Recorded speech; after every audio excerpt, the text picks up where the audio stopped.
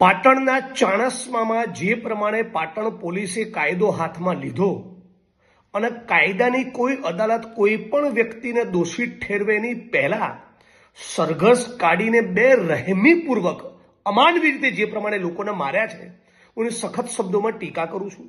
કયું ગ્રુપ સાચું કયો સમાજ સાચું બિલકુલ એમાં પડવા માંગતો નથી. મારે એની સાથે કોઈ લેવા દેવા નથી. હું એટલું જ કહેવા માંગુ છું, પોલીસ તંત્ર ન્યાયતંત્ર એટલા માટે છે કે માણસની સામે એફઆઈઆર થાય, એની સામે ઇન્વેસ્ટિગેશન થાય, એની સામે ટ્રાયલ એટલે કે કેસ ચાલે અને પછી કોર્ટ સજા કરે.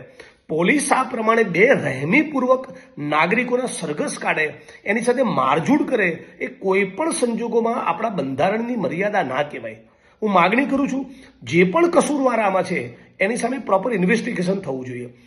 બીજું, પોલીસના કોન્સ્ટેબલ, હેડ કોન્સ્ટેબલ, પીએસઆઈ, પીઆઈને ખાસ વિનંતી કરું છું કે તમારા જે સાહેબો છે ને એમના ગણિતો તો કમલમમાં અને ગાંધીનગરમાં સેટ થયેલા છે. એમના ચાળે ના ચડશો, એમના આદેશ અને સૂચના પ્રમાણે સરઘસના વરઘોડા ના કાઢો. તમે કાયદો હાથમાં ના લો.